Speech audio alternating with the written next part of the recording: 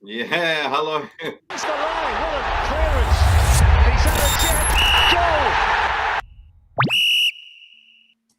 Goal. Hey. It's Thursday night, it's Europa night, and that means Manchester United versus Omnia in Cyprus. And of course, I have my good old Mr. Phil Standish. How are you doing, mate? Yeah, good. Thanks. You're all right. Caught us out a little bit early. This early kickoff, isn't it? Yeah, it is an early kickoff, and I was caught by surprise because we set the time. I think when was it? 2 hours later, so it would be like post match, like we're ranting about how we lost 4-0. Or... The scores and lineup, and it's already finished. Yeah, true. Maybe Ronaldo scored braced 4, and maybe even I don't know.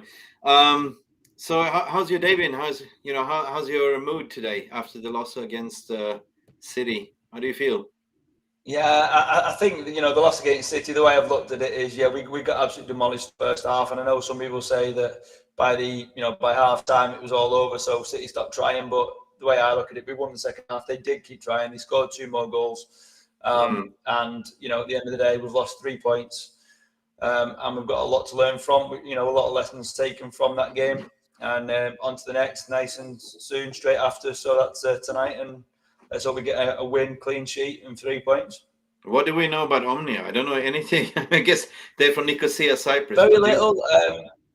The guy they've got starting up front on the right, I think he's scored in the last 2 games. But I think they've won their last 2 games and then lost 4 before that or something like that.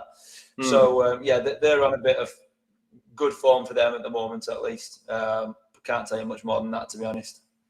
No, I don't know much about them. I think they did great against Real Sociedad. I mean, I think they're quite compact in the back, so I think they would probably line up with a 5 in the back, and we will kind of bomb forward. I think it would be a kind of a rotational side today, or we might go strong. I don't know. It might be a punishment from Erik ten Hag, what he saw over the weekend. Yeah, Bruno Felipe, that's his name. That's the one who's done well recently. He scored in the last 2 games. They've got 5 at the back according to their official lineup. So yeah, we shall see. No, I was I was actually supposed to travel to Cyprus for this game, but I couldn't. All right. And I've been way too busy with other things, with work, and also completing this football agent talk show with all these agents and as guests, and it's been a lot of work and little football. So actually enjoying this session to get on live and talk about Manchester United and talk about the team that I grew up with, and even if we lost, it hurt. But I was thinking like this, I wasn't that upset. Of course, it's always upsetting when you lose, right? Normally, if you asked me last year, I would go 1 week, and just go be horrible, miserable, really, really bitter, right? But it was justified because we were playing shit, right? We were down tooling. But then I was thinking, hang on, this is a rebuild, and people had 4 weeks off. Most of them play internationals. So it's never easy. So when you had the momentum, like you were on a winning streak 4 in a row, and all of a sudden have 4 weeks off and try to repeat that momentum, it's never going to happen. And plus you're playing Pep Guardiola in City, so you didn't know what to expect. Well, with Haaland, the form he's on at the moment, he's just an absolute, he's just a machine, isn't he? There's just nothing to say about that. Moving on to tonight's game. Yeah. Let's put that in the past. But I take the L, Phil. I take the L because I was sitting there confident, on the pre-match that we had. I said 3-1 United, 2-1 United. I was chesting myself up, but I took the L. Yeah, I did see that. I said 1-1, and I think I'd have took the 1-1 looking back. But you got your 3 goals. You got that bit right. Yeah, I did. You just didn't see those 6 coming. True. Let's have a look at the lineup. What do you reckon? I have the lineup. So the official lineup's out now, isn't it? Yeah, it is. So what do we have? We have De Gea in goal. Malacia on the left. We have Lisandro Martinez. Victor Lindelof is coming. Wow, he's a ball-carrying centre-back as well. Diego Dalot. Yeah, it's because Brand's out, isn't he? Brand's out injured. Yeah. Ericsson and Casemiro. Wow. Finally. Be interesting to see that. So it's good to see Casemiro. I thought Eriksen would have got a rest, certainly from his defensive duties. But I'm hoping to see, Casemiro having a really good game. He's certainly in the few appearances he's made so far. He's made a couple of mistakes. Who hasn't? But I think he just needs a good game to be able to have a good run out and show what he can do from the start. He can play that similar type of role that McTominay 100%. Plays, and when I say he can play it, obviously he's done it much greater than him. He's got great accolades and great history. I'm not saying he's not as good as McTominay. I'm just saying compared to what's in the news at the moment, I think it's good to see Casemiro start. Obviously carry on through the team. I mean, Casemiro in Europa League, that's going to be interesting. But as I said, I think Casemiro is, in the embedding period, you can't really compare him to Scott McTominay. That would be, I don't understand why Scott wasn't good last game either. So it's, I'm happy to see Casemiro in the lineup. Christian Eriksen, I thought it was a little bit appalling. He didn't have a good game against City. I don't know if it was nerves or, in matter of fact, there was a lot of those players that had the first Manchester City derby, so might nerves. But Eriksen's made mistakes. His mistakes has been at the back. He's not getting the chance to get forward. And I would have liked to have seen if he was. I'd get a rest tonight. Bring maybe like Fred on.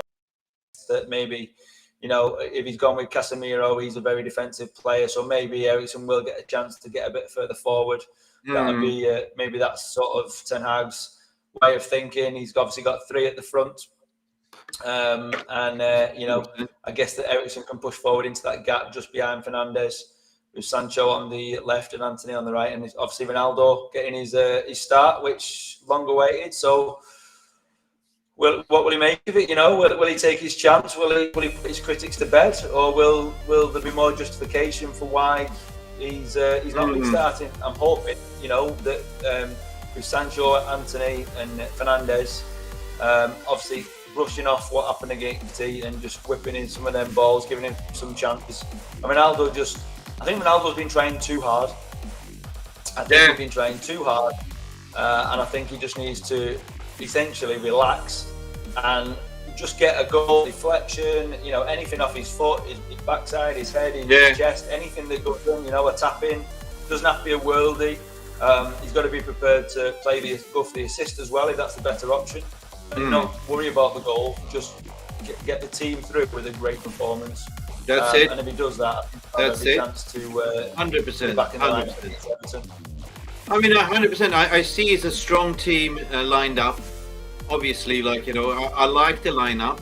Jadon Sancho, Bruno Fernandes, Anthony. Let's talk about Anthony. All right, I'm so happy. I'm so gassed.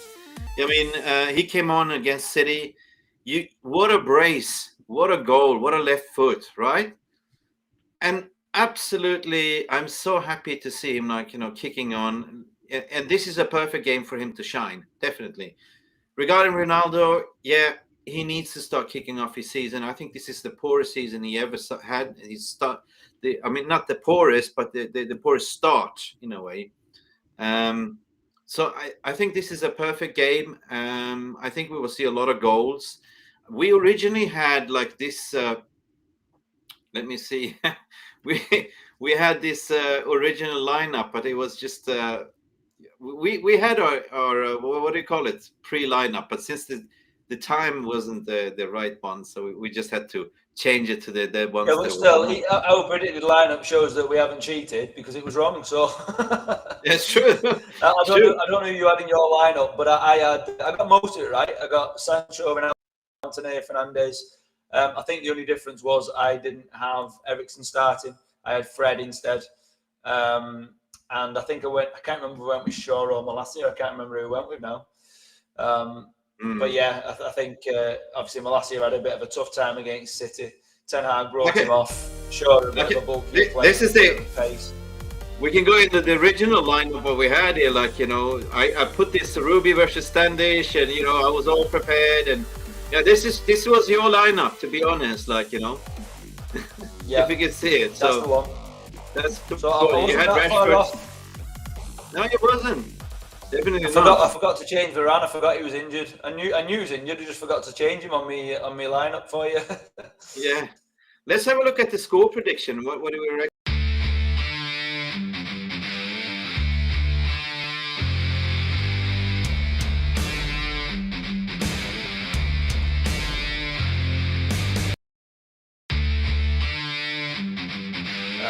I think that there's a chance tonight for us to get some goals.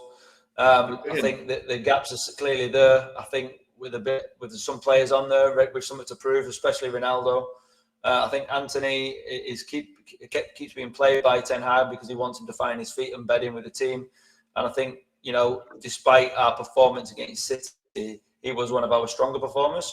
Not just from his goal, but just from what he put in. I just felt that he was one of the stronger performers. Not strong, but stronger. And I think, tonight in Europe, be a little bit more to the style that he's used to from sort of Ajax style of play, not the mad heavy rush of the Premier League. I think he'll shine tonight. I think so. My score prediction. Did you say 3-0? I didn't hear you say it. I said 3-0, yeah. You did? Yeah, you said 3-0. I think it'd be more.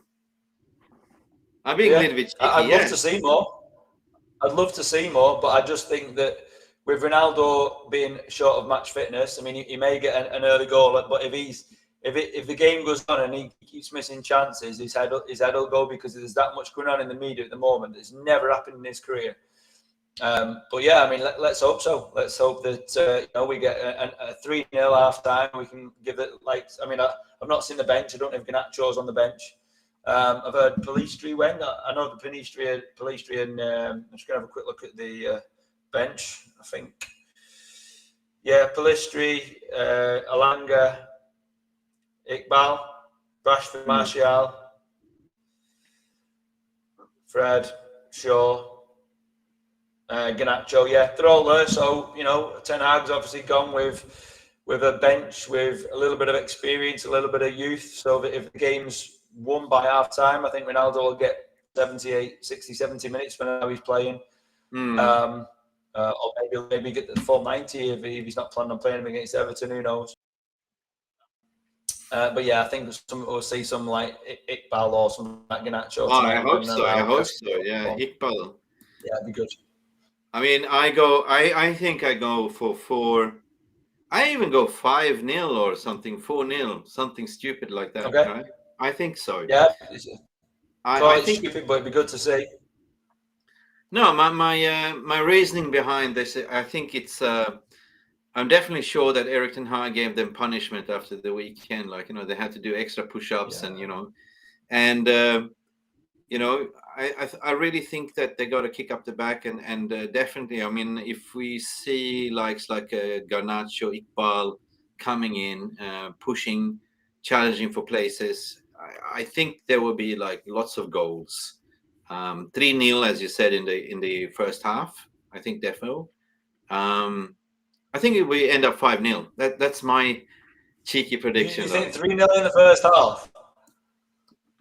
Yeah. The way we've been playing, but I'd take it. But yeah. Well, I'm Mr. Optimist this season, actually. Optimist against City, and look what that did to us. Don't be too optimistic. What can I do? It's always the hopes that kill you. You're a realist, not optimist. I'm a realist, but my senses are telling me different this season. I mean, that's why I didn't get upset after the loss, because I thought, like, hang on, it's early in the season. I see what's going on the pitch. I know what the manager is doing. I can see it. Like, I can see the formation happening. We're just basically finding. You can see the passes, how quickly we're passing, how we can find each other. I mean, come after Christmas, New Year's, we'll be a totally different team. He hasn't been in long. He's only been there 2 months, right? Yeah, absolutely. That's it. I mean, when you think of what he's done already. I mean, I saw some people writing him off, saying Ten Hag out. It's like it's just got to be keyboard warriors and nothing. But do you know what I mean? It's that it's absolutely ludicrous for anybody to even suggest that. I think my at the end of the day, you can see the different style of football. not only that, when there is something that goes bad, you can see that he's not happy about it and he doesn't rest on his laurels. He's not afraid to say so. You know, he came out in his press conference and said, "Thank you for the lesson, Pep. We appreciate it." You've never seen a manager say that before. Thank you to another manager for showing us up, because at the end of the day, that's what he was saying. And I think that was a message to his team saying, "Look, we've just been schooled by Pep, and that is not going to happen again." No, so, lessons to be learned, definitely. I mean, I agree, but at the end of the day, I'm feeling positive and realistic. Like, you know, we will go far in the Europa League. We might even win the trophy. I changed my mindset. I'm going to go all in, like, you know, because it's Manchester United. It's the old ways. We're coming back, you know. But what you said about media, what I saw on Twitter, you know, for one loss against City, people are like, "Oh, Pep out," you know, McTominay shit, everyone's shit. Yeah, I mean, you judge a player by the performance on the pitch, but you can also criticize the manager, because I think when he came out with the lineup, I was like, this is interesting. I don't really get it.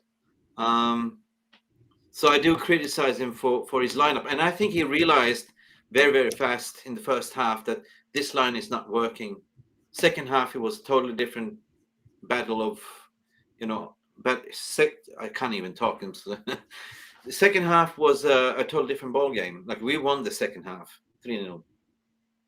So we did. I mean, I know a lot of people have said that, and we said at the beginning of the show, a lot of people have said that City basically took the foot off the gas. And they probably did at 4-0. You know, we can't deny that.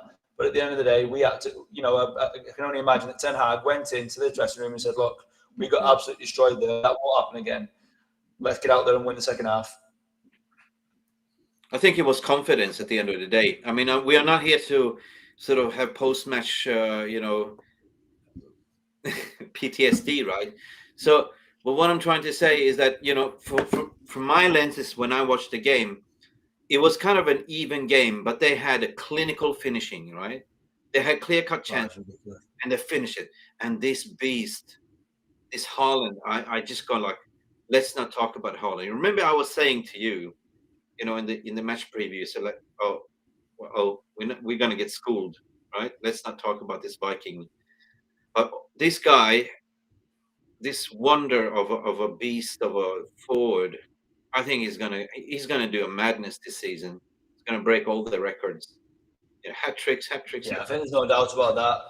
I mean, obviously, I don't know if you saw any of the City game last night, but when he scored with his first touch, I think it was Grealish was seen on camera, and he just like, he didn't even they didn't celebrate. It's becoming embarrassing. You can see they're embarrassed that they know. Oh yeah, Haaland with another 2 goals, slipping. He only got 2. Do you know what I mean? Yeah. And that was in the first half. He was brought off in the second half, the beginning of the second half. Yeah. But tonight we're talking about United. We're not talking about City. Let's talk about United. Let's focus on the Reds. Let's focus on our team. Let's talk about what matters to us. Do what we can as a team. Let's go down this game. Let's see it. Let's go down Ella in Greece and Cyprus. Ella. Let's have some gyros. Let's enjoy the game. The kickoff starts very, very soon. 45 minutes. No, what time does it start? Yeah, 10 minutes. In 10 minutes. So this is a warm up. It's like a pre-party. I said 5-0. You said 3-0. Let's see. Let's compare the notes after. I think we should round up this conversation right now and just go back to set up the TV. Therefore, I am gassed. I'm really looking forward for this game, actually. Really. And I hope Ronaldo scores a few ones too. Like, he definitely deserves it. Yeah, it'd be good. Let's see Ronaldo on the scoreboard. Well, what do you reckon? What's I mean, what if we lose? Could that be possible? It shouldn't be possible. I think when you look at the lineup, we've got every personnel to be able to score and win. There's enough out there to be able to do that. There's no doubt about it. And if we're losing against that, then there's some, you know, it's a serious mental battle that we're facing. I do. Yeah, we've got to come away with a win. Okay, well, we end this stream now, Phil. Thank you for coming as usual. It's always a pleasure to talk to you. Let's do it again. Likewise. Let's do it again. When's the next game? This weekend, right? Sunday. It's a really weird time, actually. I think it's Is Sunday it? about 7:45, something like that, 7:45 What? against Everton.